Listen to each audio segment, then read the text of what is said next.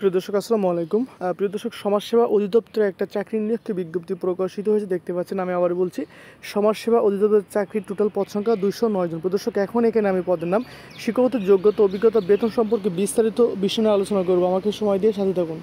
প্রিয় দর্শক, শুরু করার আগে সবসময় আমি যে কথাটা বলে থাকি যে বাংলাদেশের যে কোনো চাকরির নিয়োগ বিজ্ঞপ্তি প্রকাশিতের সাথে সাথে সেটা আমি আমার চ্যানেলে প্রকাশ করে থাকি। তো আপনি যাতে ঘরে বসে যে কোনো চাকরির, বাংলাদেশের যে কোনো চাকরির নিয়োগ বিজ্ঞপ্তি প্রকাশিত হওয়ার সাথে সাথে জানতে পারেন, সেজন্য অবশ্যই আমার চ্যানেলটি সাবস্ক্রাইব করে পাশে থাকতে হবে।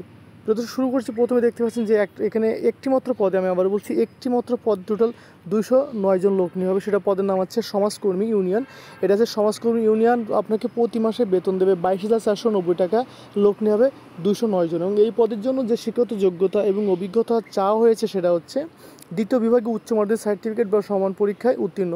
এখানে বিভাগীয় প্রার্থীদের বয়সসীমা 35 বছর পর্যন্ত। আমি আবার বলছি, বিভাগীয় প্রার্থীদের বয়সসীমা 35 বছর পর্যন্ত। ওকে, পরবর্তী তথ্যের জন্য দেখেন এখানে যে বিশেষ দ্রব্য সমাজকর্মী ইউনিয়ন পদে আবেদন গ্রহণের সময়সীমা আগামী 20/8/2024 সাল থেকে প্রদর্শক এটা হবে যে 3/9/2024 সাল পর্যন্ত বৃদ্ধি করা হলো। এখানে বাংলাদেশের সকল জেলার প্রার্থীগণ আবেদন করতে পারবেন।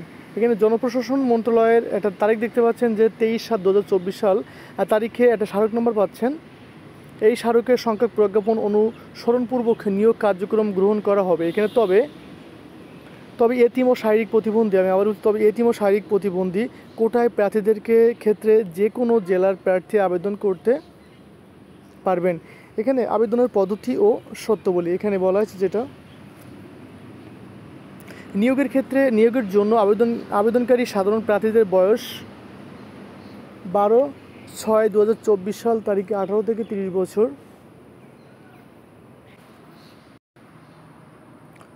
24 তারিখে 18 থেকে 30 বছর এবং বীর মুক্তিযোদ্ধা ও শহীদ বীর মুক্তিযোদ্ধাদের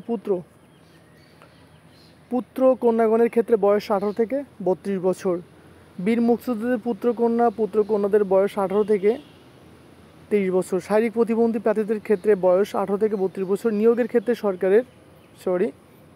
সরকারের বিদ্যমান বিধিবিধান সকল প্রকার কোটা যথাযথভাবে অনুসরণ করা হবে। এখানে আবেদনকারীকে মৌখিক পরীক্ষা গ্রহণের সময় নিম্নবর্ণিত কাগজপত্রটির মূল কপি প্রদর্শন করতে হবে এবং প্রথম শ্রেণীর গেজেটেড কর্মকর্তা কর্তৃক সত্যায়িত অনুলিপি জমা দিতে হবে। এখানে কতে বলা হয়েছে যে শিক্ষাগত যোগ্যতা সম্পর্কিত সকল প্রকার মূল সাময়িক সনদপত্র, অভিজ্ঞতা প্রযোজ্য ক্ষেত্রে সনদের সত্যায়িত কপি। ক্ষতি বলা হয়েছে জাতীয় পরিচয়পত্র জন্ম নিবন্ধন সনদপত্রের সত্যায়িত কপি।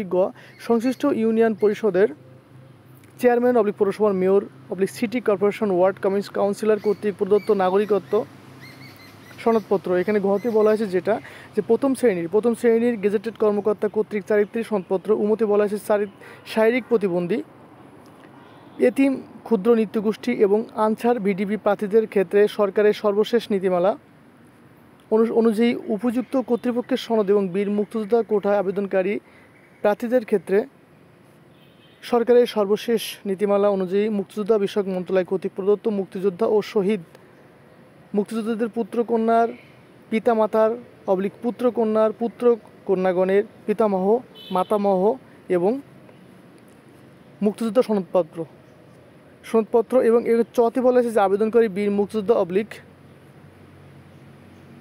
প্রিয় দর্শক, এই যে পেজটা আছে দেখেন, আমি আবার বলছি, এই পেজের সকল তথ্য A to Z সহ মনোযোগ সহকারে পড়ে নেবেন। আমি এখানে একটি মাত্র জিনিস দেখিয়ে দিচ্ছি। দেখেন এখানে যে অনলাইনে আবেদনপত্র জমা দেওয়ার শুরুর তারিখ, দেখেন এটা অনলাইনে আবেদনপত্র জমা দেওয়ার শুরুর তারিখ 20/8/2024 সাল সকাল 9টা। আমি আবার বলছি 20/8/2024 সাল সকাল 9টা আবেদনপত্র জমা দেওয়ার শুরুর তারিখ এবং শেষ তারিখ। দেখেন আমি শেষ তারিখটা দেখিয়ে দিচ্ছি। এটা হচ্ছে 8/9/2024 সাল বিকাল 5টা। অবশ্যই আপনারা এই তারিখের ভিতরে আবেদনটা অবশ্যই পৌঁছাতে হবে। এবং লাস্ট আমি যেটা বলবো,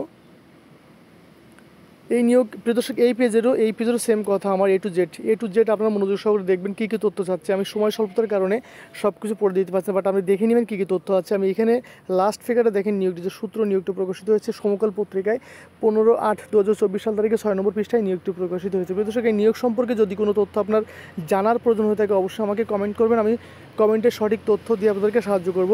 আমি শেষ করার আগে আমি যে কথাটা সবসময় বলে থাকি যে বাংলাদেশের যে কোনো সরকারি চাকরি নিয়োগ বিজ্ঞপ্তি প্রকাশিত সাথে সাথে সেটা আমি আমার চ্যানেলে প্রকাশ করে থাকি। তো আপনি যদি ঘরে বসে যে কোনো চাকরি নিয়োগ বিজ্ঞপ্তি পেতে পারেন সেজন্য অবশ্যই আমার চ্যানেলটি সাবস্ক্রাইব করে পাশে থাকতে হবে। প্রিয় দর্শক, আপনারা সবসময় সুস্থ ভালো থাকুন। আল্লাহ হাফেজ।